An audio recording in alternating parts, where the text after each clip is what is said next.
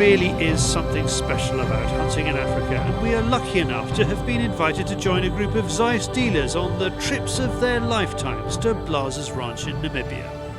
They're being offered the chance to hunt Oryx trophies and, if they have the funds, red hartebeest, zebra, wildebeest and kudu are all on offer. As well as top high transmission glassware perched on top of quality Blaser R8 rifles. We're also using Norma Oryx soft point ammunition. Before the Spanish party get a chance to hunt, they need to prove themselves on the range. They have to show they are competent off sticks. Bueno, creo que esto ya lo sabéis, que no poner el cañón, sino que hay que poner la delantera. If you are considering a hunting safari to Africa, speed, confidence and stable shooting off sticks is crucial. The professional hunter is there to add extra stability. Afterwards, as a big treat, we head up to one of the highest points on the 24,000 hectare range for a sundowner. There's nothing quite like an African sunset with all its visual delights. It's a moment to relax and enjoy before an early start after those Oryx.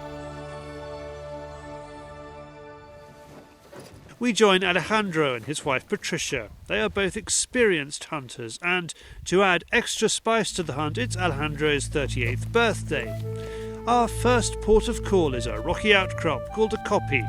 Just like in the Scottish Highlands, the guides find a vantage point and glass the surrounding area.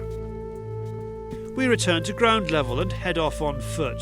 The tracker is on constant lookout for fresh droppings and tracks, literally following in the footsteps of our game. A half-an-hour walk brings us to another kopje. There's a group of wildebeest below us. We get a glimpse and then we climb to a higher position to get a better view. They move off, but we are close behind. There is always a sense of purpose with these trackers, which gives confidence to a shooter in an unfamiliar environment. We get close, but not close enough. Wildlife crosses our path, but unfortunately not the variety we want. After 2.5 hours, we get a look at our first Oryx. She stays still enough for Patricia to get steady. And she drops her where she stands. There is immense relief and happiness.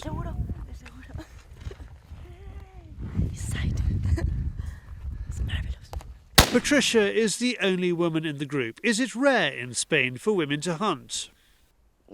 Bueno, cada vez más. La verdad que cada vez más mujeres acompañan a sus maridos y al final se aficionan ellas a la vez que ellos. Pero la verdad que no es muy común, que es quizá un entorno más masculino que femenino. Would you recommend it? Sí. Es una experiencia maravillosa, te pone el corazón a mil, es emocionante y sí, te sube la adrenalina. Lo recomiendo totalmente, sí. It is certainly a moment to be cherished and recorded. The Zeiss scope, Blaser R8 rifle and Norma ammunition have all played their roles. For African hunting, Zeiss recommends a 50mm objective lens, giving flatter shooting while still performing in low light. The 50, it's very interesting for Africa because you go out very early in the morning. So this morning we started like 6 o'clock, it was nearly dark. And when we were the first time saw an Oryx, it was 6:30, so it was still not really daylight. And therefore the 50 objective lens really gets you the extra 5 minutes. In Europe, people use the 56, but here for Africa, you use the 50, and it has a big advantage. You can mount the scope lower on the rifle because we have here not as much space. Norma ammunition has a strong association with African game. With its 100+ calibers, there is something for all shapes and sizes. Jürgen Sandström from the company is hunting with us, and having spoken to the professional hunters here, they are all in agreement that big is best. They are saying is that the bigger the better, because if you have a shot that is not properly positioned on the animal, the chance to get the animal and find it is better if you have a big caliber. So shoot as big caliber as you can handle. Of course, I mean, if you have the recoil, that is the backside of a big caliber. But if you could handle the recoil, use a big gun. All the Spanish hunters are using Blaser rifles. The innovative gun manufacturer has produced a system which allows you to shoot foxes in Felixstowe one day and elephant in Africa the next. It's a very versatile rifle, and that's what we say, one rifle for around the world. Because of the interchangeability of the rifle, you can change the barrels, you can change the bolt head, which means changing caliber groups. You can go from a miniature caliber group up to a Magnum, so that equates to 222 Remington up to a 500 Jeffrey. So I can literally hunt in today 222 for fox hunting, tomorrow 9.3 by 62 for wild boar in Germany, and the day after that I can go to Africa and use a 500 Jeffrey. While Alejandro and Patricia are out in one part of the 60,000-acre ranch, Zach and Raphael are out in another. It is their first day hunting and they are excited. Muy buena sensación. Muy buena finca y pinta muy bien. It is an early start, but this is the best time of day for hunting. Hunting guide Carl keeps his eyes peeled. He suddenly stops the engine and we are off into the bush. We make a wide circle before Carl decides we are out of luck. Maybe the wind is not being kind. Maybe the animals heard us coming, but they're off. What happened was he was running. He already knew we were here, so he started running off. I tried maybe walking behind him, but the wind is bad as well. The wind is from behind me, so I just try and walk to him, but to see if we can find him, if he stopped maybe. But this one got away. Suddenly stopping the car because he has seen something indistinguishable to the ordinary human eye but blindingly obvious to the hunting guide's eye becomes a pattern for the morning. After a few of the attempts, the Spanish start to play games. We reach a copy with views across the thorny scrub. We spot Oryx, and they are close enough for a shot. The shot is good, but the animal runs. Ha sido una sensación muy buena porque los hemos visto y van saliendo del sucio. El lance ha sido... Lo hemos fallado porque entre las piedras y el... ha sido fallo. I couldn't see anything, but we're just going down to go and make sure there's no blood. If there's blood, then because it's down in the valley, it's difficult to hear. So we're just going to do that quickly. With frothy red blood on the ground, the shot is true, but this beast will need tracking. Time to let slip the Westphalian Terrier, Bina. The only trouble is the trail.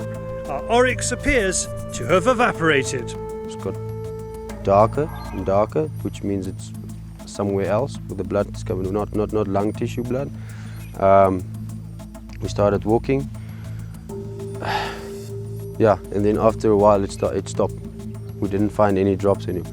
And which is bad is with the long grass, usually it's difficult to see the drop. As soon as it starts getting a little, just a small drop or something, then it's difficult. The thorns here are incredible, and Zach has shot his Oryx in one of the thorniest parts of the ranch. These aren't ordinary thorns, these are the stuff of horror movies. One of the thorns here is called Wait a Bit, another one has the local Latin name of Landrovia flatwheelia. They make tracking hard. Bina comes back with nothing. Less Westphalia Terrier, more Failure Terrier. As a guide, how do you feel about the situation where you've got a wounded animal and you can't find it? How do you personally feel about that? Very bad, very bad. The animal was shot, the animal was wounded, we found blood.